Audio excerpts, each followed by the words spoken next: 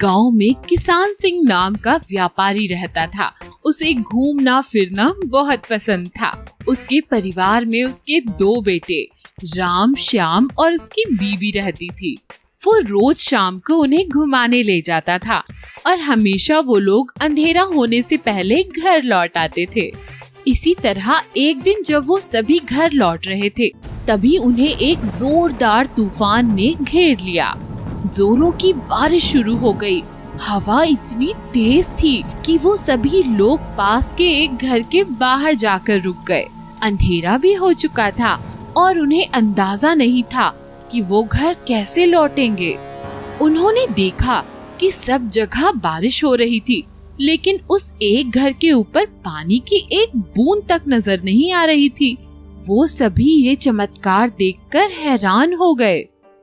उसके बड़े बेटे ने कहा, पिताजी, ये कैसे मुमकिन है कि घर के बाहर इतनी तेज बारिश हो रही है और यहाँ तो पानी की एक बूंद भी नहीं है, ना ही हवा चल रही है। ये तो मैं भी नहीं समझ पा रहा हूँ बेटा।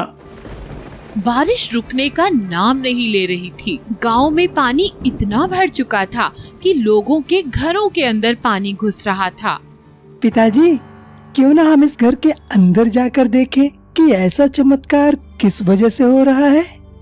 उनकी माँ ने उन्हें गुस्से से देखा और कहा, हम कहीं नहीं जाएंगे, चुपचाप यहीं खड़े रहो, क्योंकि हमें पता नहीं है कि अंदर कुछ खतरनाक भी हो सकता है।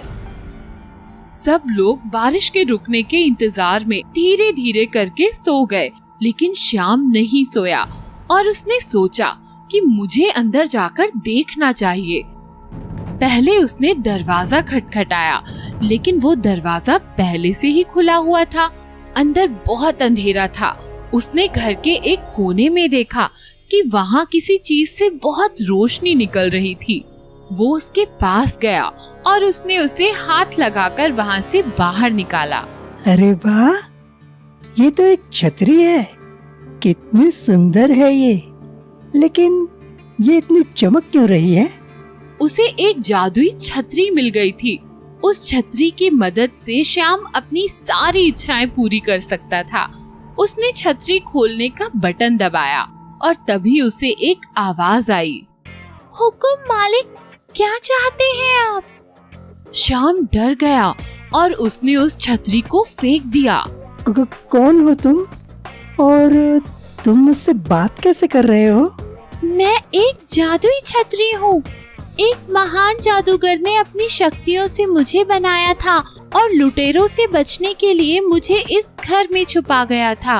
ये छतरी आपको मिली है, अब आप ही मेरे मालिक हो, और अगर मुझे आपसे किसी ने चुराने की कोशिश की तो उसके लिए बुरा हो सकता है। सच में तुम एक जादुई छतरी हो? जी मालिक, मैं एक जादुई छतरी हूँ। अच्छा ठीक है, फिर इस गांव में जितना भी पानी भरा है सब निकाल दो। छाता घूमता हुआ पानी के ऊपर से गया और वहाँ से सारा पानी निकाल दिया। तुमने तो कमाल कर दिया। चलो, अब जितने भी घर टूटे हैं उन्हें फिर से पहले जैसा कर दो।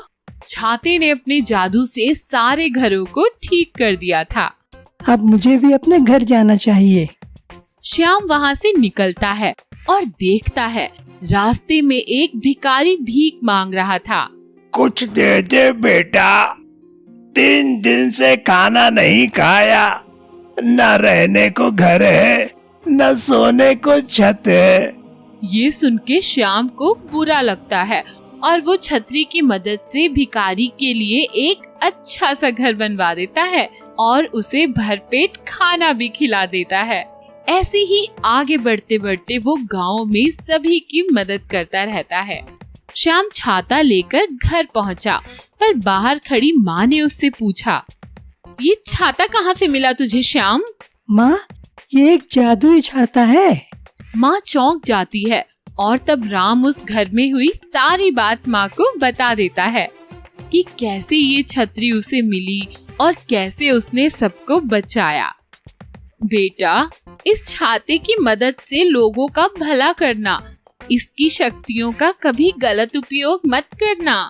घर पर जाकर उसने सारी बात अपने भाई और पिताजी को बताई।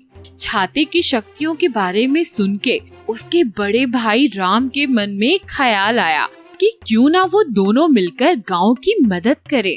वो दोनों मिलकर पूरे गांव का भला करने लगे और सब जगह लोग उनकी वाहवाही करने लगे। ये देखकर गांव का एक लड़का शेरा काफी चिढ़ रहा था। उसने सोचा कि क्यों ना वो उस छतरी को चुरा ले और उससे अमीर बन जाए। अब इस छतरी को मैं जल्दी ही अपनी बना लूंगा। एक दिन शेरा ने श्याम के घर से उसकी छतरी चुरा ली। राम ने उसे छतरी चुराते हुए देख लिया था। अरे नहीं, अगर शेरा ने उस छतरी को खोलने की कोशिश की तो वो परेशानी में पड़ सकता है। शेरा वो छतरी लेकर अपने घर चला गया और छतरी खोलने का प्रयास करने लगा। जैसे ही उसने बटन दबाया, वहाँ पे एक बिजली कड़की और शेरा बेहोश हो गया। बिजली देख के राम और श्याम जल्दी से उसके घर की ओर दौड़ के गए। क्या हो गया शेरा को? ये बेहोश कैसे हो गया?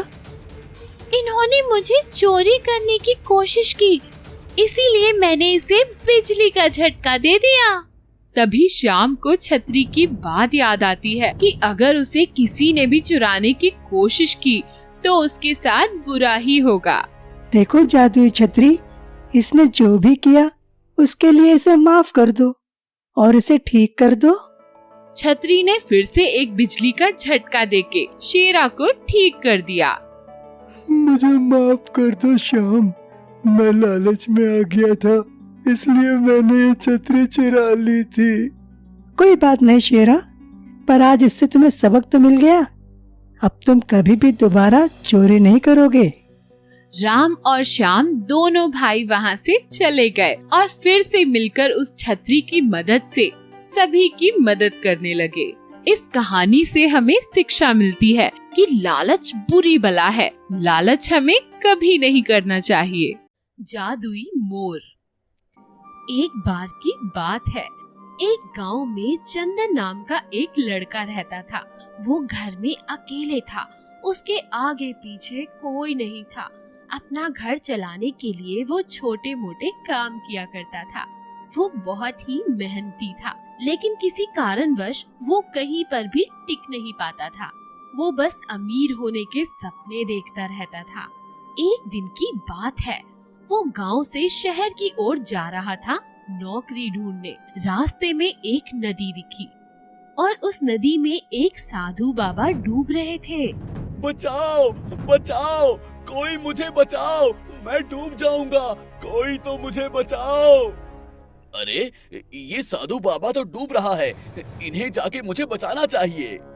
चंदन साधु बाबा को बचाने के लिए नदी में कूद जाता है और साधु को बचा लेता है। आप ठीक तो हैं बाबा जी? तुम्हारा बहुत बहुत शुक्रिया बेटा, तुमने मेरी जान बचा ली। ये तो मेरा फर्ज था बाबा जी।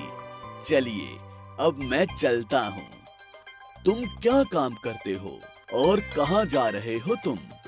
क्या बताऊं, काम तो बहुत कर लेता हूँ, लेकिन किसी ना किसी कारणवश सफलता नहीं मिलती। इसलिए मैं किसी अच्छी नौकरी की तलाश में शहर जा रहा हूँ बाबा जी। बाबा जी कुछ सोचते हैं और फिर चंदन से कहते हैं, बेटा तुमने मेरी जान बचाई है, मैं तुम्हें एक भेंट देना चाहता हूँ। वो क्या है बाबा जी? बेटा तुम 2 नदी पार करके जाओगे तो तुम्हें एक बहुत बड़ा जंगल दिखेगा। उस जंगल के अंदर एक जादुई मोर रहता है जिसके पंख सोने के हैं और उनमें हीरे मोती जड़े हुए हैं। अगर तुम उस मोर को ढूंढने में कामयाब हो गए तो तुम्हारे पास बहुत सारा धन आ जाएगा। धन्यवाद बाबा जी, मैं अभी उसी ओर जाता हूँ। चंदन बाबा जी के बताए हुए मार्ग पर चलने लगा और वो 2 नदियाँ पार करके उस घने जंगल की शुरुआत तक पहुँच गया। लगता है यही है वो जंगल जो बाबा जी ने बताया था। अब जाके मुझे उस मोर को ढूंढना चाहिए। चंदन काफी देर तक जंगल में घूमता रहता है, पर उसे कोई मोर नहीं दिखाई देता। कब मिलेगा मुझे ये मोर? ओह, चलते चलते मेरे जूते फट गए हैं। मैं नए जूते बना लेता हूँ। चंदन जूते बनाने के लिए एक पेड़ की छाल उतार लेता है। इस छाल से अच्छे मजबूत जूते बन जाएंगे, जो फटेंगे भी नहीं। वो अपने झोले में हाथ डालता है और सुई धागा निकाल लेता है। अच्छा हुआ मैंने मेरे झोले में सुई धागा रख लिया था। अब मैं तुरंत अपने जूते बना सकता हूँ। कुछ देर में चंदन ने अपने जूते तैयार कर लिए। मेरे जूते भी बन गए और मैंने आराम भी कर लिया। अब मुझे फिर से मोर की तलाश में जाना चाहिए। जैसे ही चंदन कुछ दूर पहुंचता है, उसे एक आदमी मिलता है। भाई, क्या तुमने यहाँ कहीं जादुई मोर देखा है? नहीं भाई, मैंने तो कोई मोर नहीं देखा। ठीक है, मैं आगे जाके देखता हूँ। अरे भाई, जरा ठहरो। तुमने ये जूते कहाँ से लिए, बता दो। ये जूते तो मैंने खुद बनाए हैं। क्या तुम मेरे लिए भी बना सकते हो? इसके बदले में मैं तुम्हें पैसे दूंगा। ठीक है, मुझे 1 घंटा दो। मैं तुम्हें नए जूते बना के देता हूँ। थोड़ी देर में चंदन जूते बनाकर उस आदमी को दे देता है। धन्यवाद भाई, ये लो तुम्हारे पैसे। मैं पास के ही गांव में रहता हूँ और खेती करता हूँ। खेतों में हमारे जूते खराब हो जाते हैं, पर अब से नहीं होंगे। धन्यवाद। चंदन फिर से मोर को ढूंढने के लिए निकल पड़ता है। जैसे ही वो कुछ दूर पहुंचता है, उसे ठंड लगने लगती है। इस इलाके में तो कितनी ठंड है। मुझे अपने लिए एक जैकेट सिल लेनी चाहिए। चंदन जाता है और एक पेड़ के पत्तों से अपने लिए एक जैकेट बना लेता है। अरे वाह, अब मुझे बिल्कुल ठंड नहीं लग रही। कितना मुलायम और गर्म है ये। चंदन कुछ दूर और जाता है। उसे वहाँ एक लड़का मिलता है। अरे भाई, क्या तुमने यहाँ कोई मोर देखा है? नहीं, मैंने यहाँ कोई मोर नहीं देखा। और भाई, ये जैकेट कहाँ से ली तुमने? ये तो मैंने खुद बनाई है। क्या तुम मेरे लिए भी बना सकते हो? चाहे तो इसके बदले में पैसे ले लेना। ठीक है, तुम 1 घंटा रुको, मैं तुम्हें जैकेट बना के देता हूँ। चंदन जाके उस लड़के के लिए एक जैकेट बना लाता है। ये लो, पहन के देखो। अरे वाह, ये तो कितना गर्म है और मुलायम भी। ये लो इसके पैसे। चंदन फिर से मोर की खोज में निकल जाता है। ओहो, इतने दिन हो गए मुझे भटकते हुए, कोई मोर नहीं मिला। लगता है बाबा जी ने मुझे पागल बना दिया। अब मैं घर वापस जा रहा हूँ, मुझे नहीं चाहिए मोर। चंदन मोर की तलाश छोड़ के वापस अपने गांव की तरफ चल देता है और रास्ते में उसे कुछ लोग मिलते हैं। अरे भाई, मैं तुम्हें कितने दिनों से ढूंढ रहा हूँ। ये मेरे मित्र हैं और इन्हें मेरी जैकेट बहुत अच्छी लगी है। ये लोग भी ऐसी जैकेट बनवाना चाहते हैं। ठीक है, मैं तुम लोगों के लिए बना देता हूँ।